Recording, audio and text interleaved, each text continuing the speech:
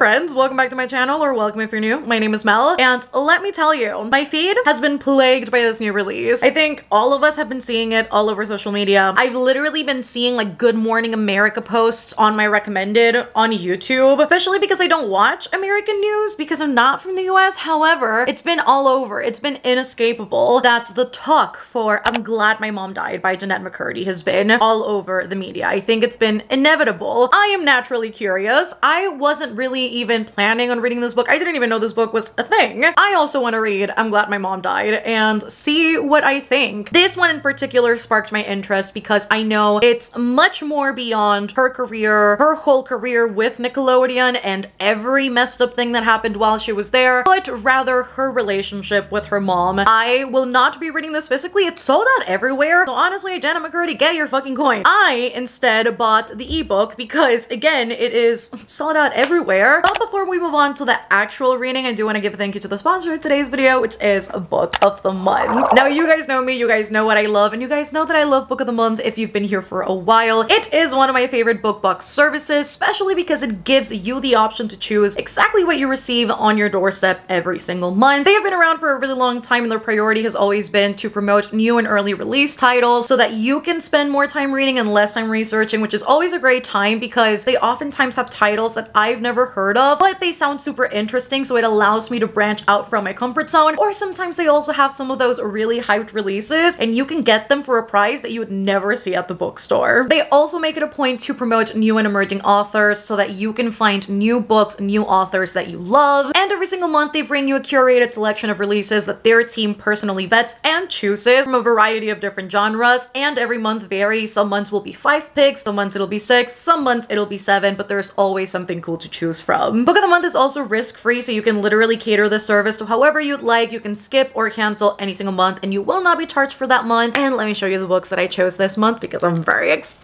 about that. The very first one is Love on the Brain by Ali Hazelwood. Still very much talks about women in STEM. However, this one is more centric to the NASA, which I think is absolutely fascinating. And I am ready for a super cool romance in the Ali Hazelwood way. And the second book I chose, I jumped at Killers of a Certain Age by Deanna Rayburn, which features an older cast of women who are all assassins. They've all worked at this very elite institution. And despite people thinking that they work in the olden ways, they are here to prove people that they are here to get the job done. So if you do want to sign up to Book of the Month, you can use my code MELREADS and get your very first book for $9.99, which is an absolute steal for new hardcover fiction. Don't say I didn't tell you. So thank you so much to Book of the Month for sponsoring today's video. And without further ado, let's get right into it.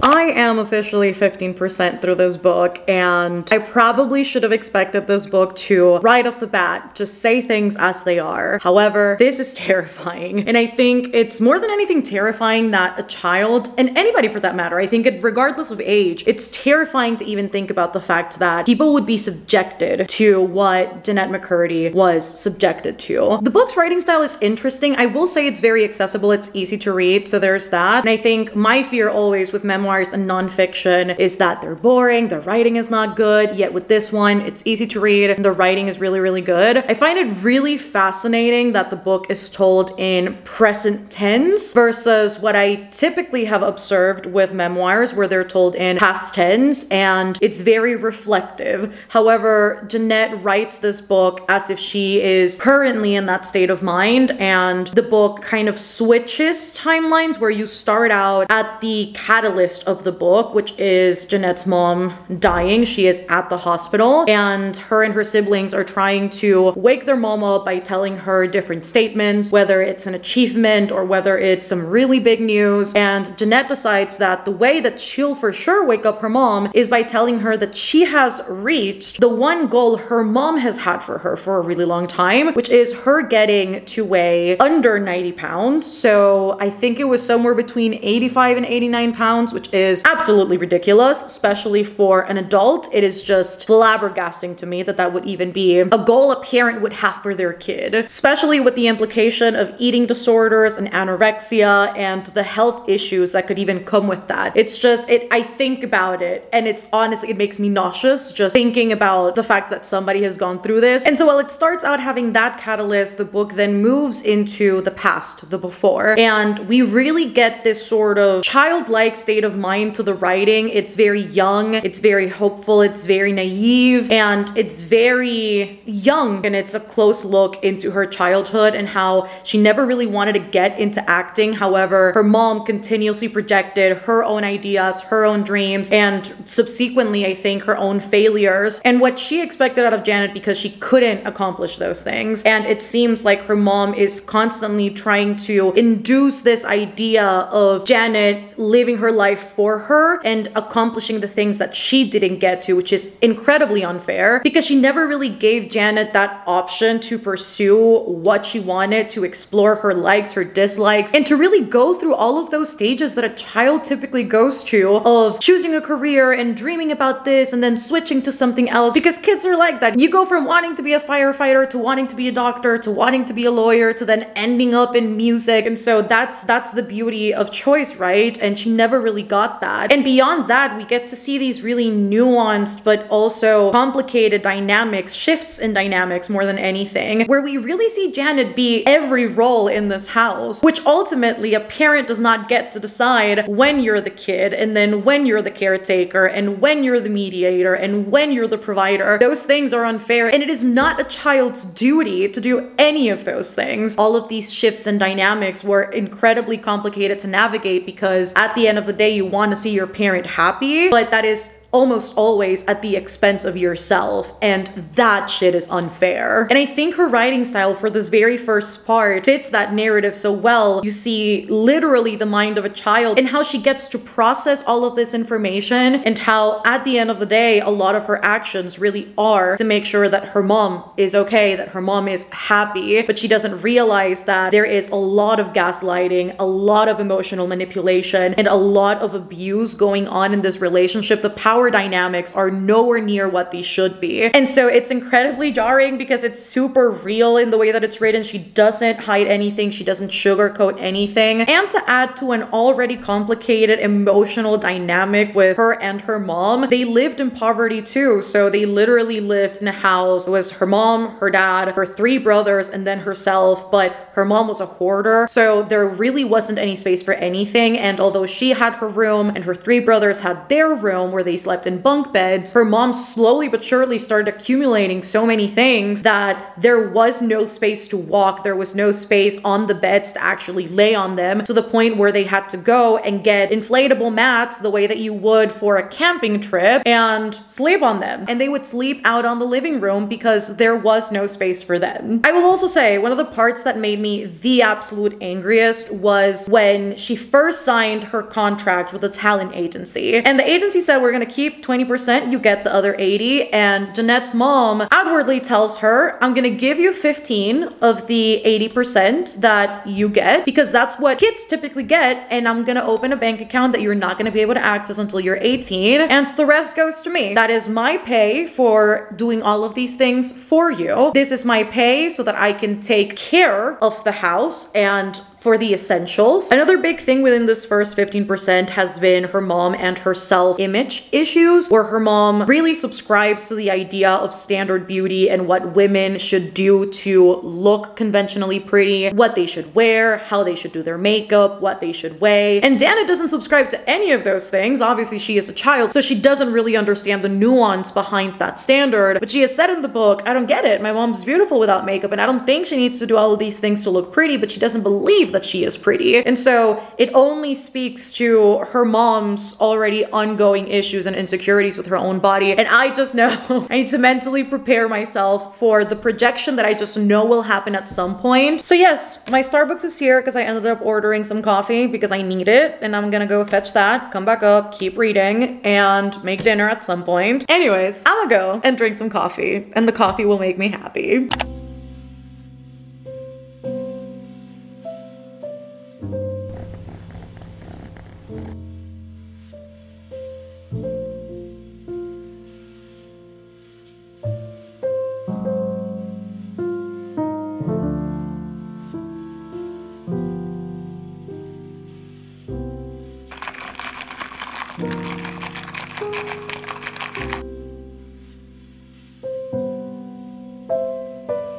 Oh, Lord.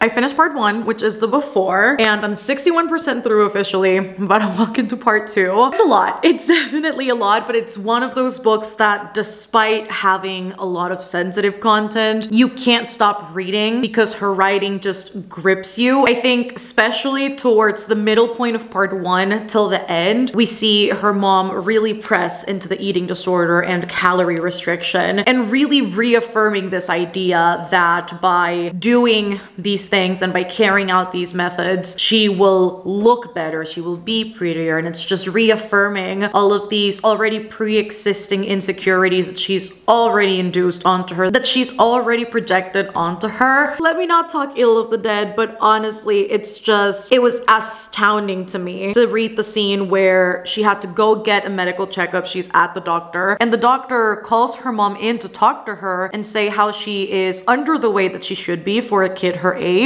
and how she is switching into an anorexic period, and exactly what has been changing about her diet, if anything has changed at all, if she's actually eating, and her mom blatantly lying to the doctor. It is just so maddening to see her co-sign all of these ideas, knowing full well how harmful they are to her daughter, and just seeing how that directly impacts her behavior, her mood, the way she views the world, and how she obviously still idolizes her mom. It's really this toxic cycle of emotional manipulation and abuse over and over and over. And then the love bombing part of it, that when Janet agrees to what her mom wanted her to do, then it's just all of this love and all of this praise and all of this reaffirmation that just kept Janet wanting to come back, because she sought out that praise, she thrived on it, and she justified all of those things as wanting to see her mom happy. But her mom was happy at the expense of Janet's own happiness, which was essentially non-existent by the point that she started working on iCarly and going into Sam and Cat. And it's just unreal, because then the cycle repeats itself with the creator, Dan Schneider. Will I get sued for talking about that? Will they even see my video? Will I get sued for talking with first names? Allegedly, let's say. Is that the terminology I should use for a video like this? Allegedly.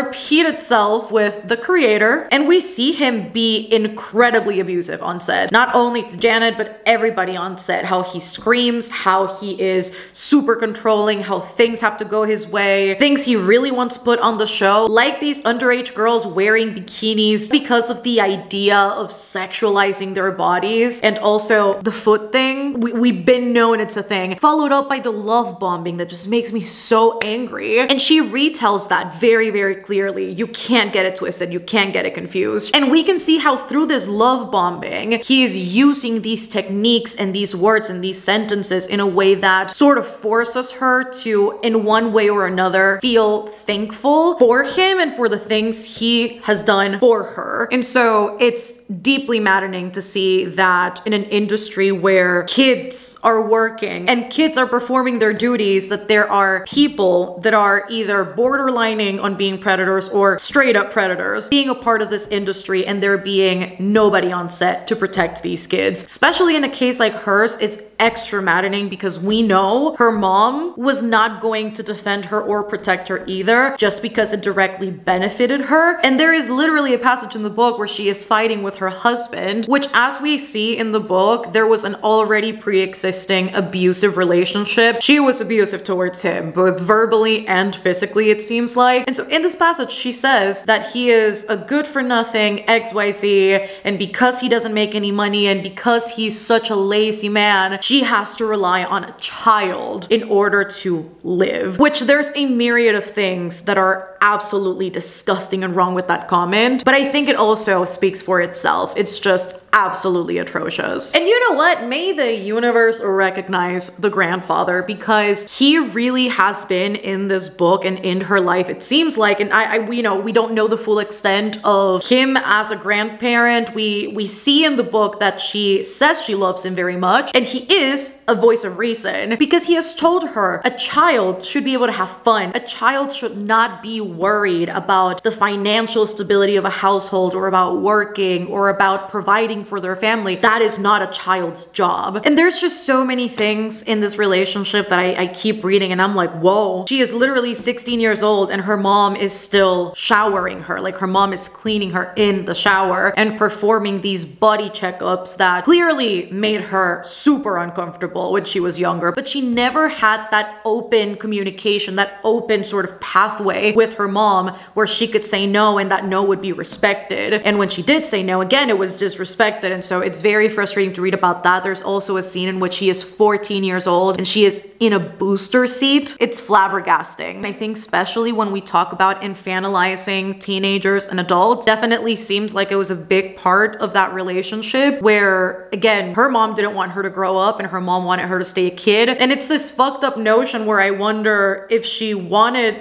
Janet to stay child because of the role she was getting, because of the money she was bringing in as a child actor, or because she'd be more lenient the younger she was or the younger she acted, or because the more control she had over her. And going into the iCarly stuff in this, it brings me joy despite all of the fucked up shit happening in this book. It really brings me joy to know that she had and still has to this day, to my knowledge, a good relationship with Miranda Cosgrove, and that Miranda was really this sort of figure she looked up to for, many reasons. She had the independence she very much craved. She had her own sense of identity. She could go out to get meals by herself. She had her own sidekick and she was just like the cool girl. And she also had previous experience in acting, but it was sort of one of these first few moments in which Janet saw somebody that was just a regular teenager, a regular kid, and she very much looked up to her and they formed this beautiful friendship. And it seems like Miranda was always there and that they were very much close and leaning on each other for support, especially with this deeper understanding about being a child actor in the industry and exactly what that entails and the things that they see that are oftentimes very, very unfair and very disgusting. It also cracked me up a little bit to see the passage where her mom was super mad at her befriending Miranda because she said that she didn't believe in God and she cursed all the time and she said words like shit and ass and how she spews the name of the Lord in vain and all of these things. It really cracked me up to see all those things because Janet was like, what the fuck do I care? That makes her cool. Even down to things like Fred and Sam's first kiss in iCarly and Janet saying how uncomfortable she was with that and how she did not want her first kiss to go like that and how her first, second, third, fourth, fifth, sixth, seventh kiss were all stolen from her for the sake of carrying out that scene, and how creator, Dan Schneider, was constantly demanding, allegedly, for the kiss to look more real, for it to have more passion, like they're kids. The fact alone that he demands those things when it really is just supposed to be a peck on the lips, something innocent, it's disgusting. It really is disgusting. Let's not talk about it. We'll see if I get to finish this tonight. If not, I'll probably just finish it tomorrow morning. So we'll see where that takes us.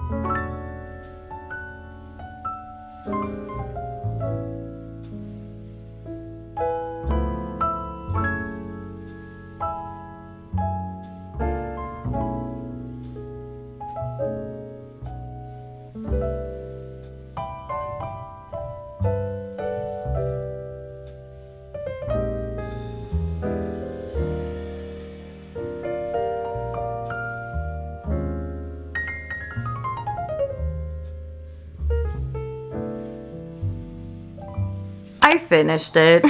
I finished it like 15 minutes ago. I think my brain is still kind of processing what I read in the second part. This book is a lot, and I will reiterate the fact that just when you think this book cannot get any more graphic or any harder to read, it does. And I think especially because the book is written in present tense, first person, and it's very internal, you get to see all of these events happen. And for a lot of the triggering stuff, you can see the thought process that led Janet into doing all of those things and abusing alcohol and descending into bulimia from being anorexic. And you can see sort of her own brain and state of mind justify these actions and seek the release and the solace and almost the, don't know what word to put to it, but I guess the feeling that exhale, I guess you could say, that these things bring her. And it's very hard. This book could potentially be very triggering for people. I will assume if you're at this point of the video, you've either read the book or you just don't care about spoilers. I don't really know if what's included in this book can be classified as spoilers just because so much of it is already public knowledge. There's been a bunch of stuff said in interviews. There's been so many interviews. Yeah, I would definitely encourage people to seek out the trigger warnings for this book because there is plenty. And I think especially for the topic of eating disorders, it goes into disorderly eating very, very in detail. And I think especially it's that state of mind that makes it potentially extra triggering because you can kind of see exactly how she struggles and how she is in denial with the struggle, which is a normal part of having an eating disorder. And then in the second part of the book, you really see her seeking help and really wanting to be better, but an eating disorder is treated like an addiction. It's literally 3 steps forward and 1 step back, and it's not an easy process. There's some really good days and then there's some really bad days, but when it's become a clutch, it's very hard to let that go because you kind of seek comfort in that, even though it's a very unhealthy thing to do. And getting out of that state of mind is incredibly hard, and it'll obviously vary. The second part of the book was very much revolving around that and the recovery process aspect of it. And you know what I take away from this book? I really hope she makes even more fucking money through this freaking book than anything Nickelodeon could have given her as hush money. It was also infuriating. This is something we see in the media a lot about women being pit against women, and it was infuriating to read about exactly what was happening behind the scenes at Nickelodeon and reading allegedly, I don't want to get sued, but it was infuriating to read about the fact that the creator and producers and just people behind the scenes were constantly using these love bombing and abusive tactics in order to cultivate rivalry between these actors, even as far as people from Victorious, like, oh, the cast from Victorious always drinks, they're actually fun, versus the cast from iCarly, y'all are so naive and so little and so childish. It's just absolutely disgusting, even down to the creator, Dan Snyder, encouraging Janet, who was underage at the time, to drink. It is just so ridiculous to me. And all of those things, and also everything that Janet was going through in her own time, led her to resent Ariana for a myriad of reasons. And it's this conversation that has been established within the industry several different times about who gets the privilege to do what, and who gets the grace to do this and that without really getting shamed for it, and exactly who gets the most accommodations depending on fame and who you are and where you come from. That, let's say Janet, you know, had received all of these offers for movies and projects, and she wanted to do all of these things for her career, and yet she found herself turning down these projects because she was doing shows with Nickelodeon. Lest I forget as I edit this video, editing Mel here, jumping in, that this is so unfair for a myriad of reasons, and I think as a producer, as a creator, as the person behind the project, you have to take care of your talent. And at the end of the day, pitting these women against each other is really just a testament to the unhealthy workspace that was being lent for this particular project for Sam and Cat. And again, you don't get to pick and choose who gets the privilege of doing what, because at the end of the day, as the people behind the project, you need to protect your talent at all costs, because without them, the show doesn't exist. It doesn't get made. And another big thing that Janet kept telling herself during this time was that, yes, well, maybe I don't get to do all of these opportunities that are being brought my way because I am stuck in Nickelodeon and I'm doing Sam and Cat. And yes, I'm miserable, but at the very least, I get to direct an episode. It was promised to me. It's always been a withstanding promise. And therefore, things will be okay because I really want to direct. And then she didn't get the episode to direct. Not only did she not get the episode to direct, but she didn't get it because a producer had spoken out and said that if she she directed an episode, they would quit. And corporate decided that one producer quitting was more important than the talent, which is ridiculous because the talent is the face of the project. There are multiple producers behind a project, and just because one person threatens to leave, which I assure you they wouldn't have, the show will still be made one producer short. But one talent, one important phase down, that affects your ratings massively. And so beyond that, the fact that Nickelodeon never really took the steps necessary to protect their talent is unreal, especially being child actors. It is genuinely beyond me. And yet observing Ariana's career and the way that she talks about it is, I wanted to do all of those things, but I couldn't. Yet she finds herself in the position where they're very lenient. They write around her absences, and they write around the fact that she will not be in set because she is singing at these award shows and she is pursuing her music career. And I just hate the fact that the tabloids picked that up as Janet hated Ariana and there was so much rivalry, and that's not it. That is literally the studios, the producers, corporates, the creators' fault for literally pitting these women against each other because the treatment was nowhere near the same. And I think especially because she never really got to make any choices for herself. Even at the end of the book, she emphasizes how acting is, while being present is a choice, the opportunities you get are not a choice. You don't get to choose the agent that actually represents you. You don't get to choose your roles. You don't get to choose which callbacks you get or who you work with. All of those things are immensely out of your control. And so it only adds to an already complicated dynamic within the industry, especially for Janet as an actress and her going into it without really being able to make the choice of whether or not she wanted to. Because we see at the start of the book that she never really wanted to be an actress to begin with. Her whole life was riddled by not being able to make choices because everybody around her was making them for her, and that was just another thing to add to the pot. The things that she actually wanted to do and the things that she actually wanted to pursue, she couldn't do that because of her commitment to all of these other things she was doing. And another big thing about this is how people were constantly erasing her identity and erasing her as a human, and people only cataloged her as Sam. And Sam was her and she was Sam, and there was no differentiation for the public. When she went out, people called her Sam. Nobody ever called her by her name. People reduced her to that role, and that's just so dehumanizing on so many levels when you're walking down the street and all you hear is, you know, like she said, the fried chicken or the butter sock or this or that, which are, you know, our character traits, our character quirks, but that's not who she is. And it's a constant in the industry. We see it all the time where there's a lot of people who, and I don't know if they do it to be funny or if it's just hard to differentiate, you know, the actor from the role, but I've heard plenty of actors in interviews before, especially the ones that have taken hiatuses or have retired, that this was a big part of their career. You lose a part of yourself in that because it plagues your life so much and so grandiosely. It's honestly really, really heartbreaking. And it got to a point, you know, that mixed in with all of the issues she had with her mom and how abusive her mom was, where there was this constant questioning of, without my mom here now, and even just thinking about who I am, who even am I? I've been living my life for somebody else, and all of these choices have been made for me. I've never had the ability to say yes or no, and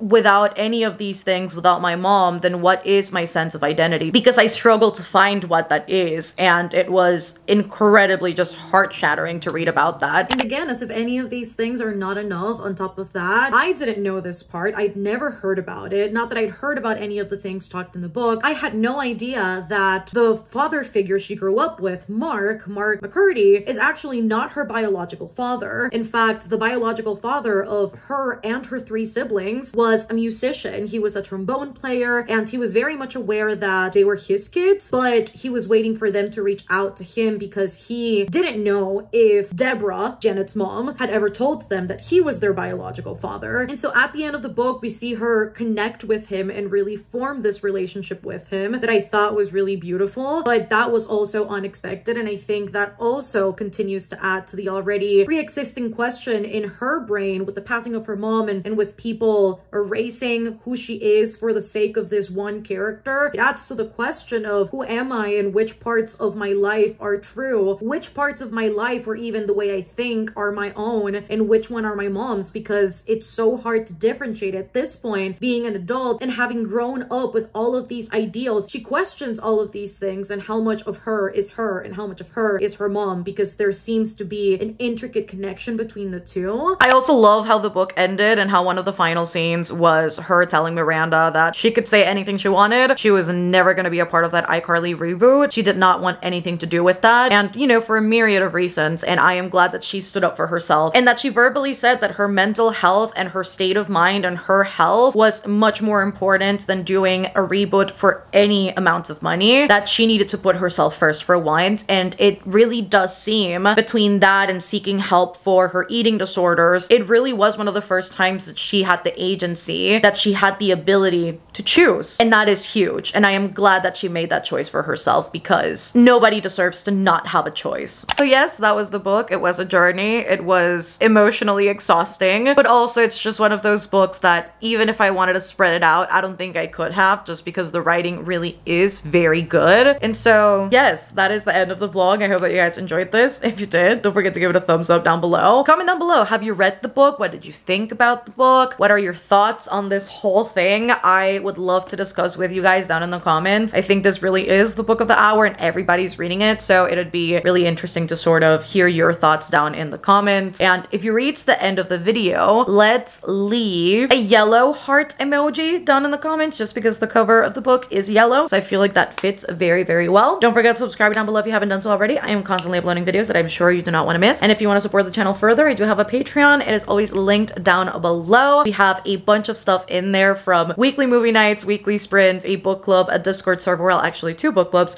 We've got exclusive videos, exclusive live shows, and we go the whole 9 yards. So if you want to join us, the link for that is always down below, alongside all of my social medias. Again, thank you so much to Book of the Month for sponsoring today's video. Don't forget that you can get your very first book for $9.99 using my code MELREADS. I will also be leaving that at the top of the description. Yes, I love you guys so much, and I shall see you on the next one. Bye!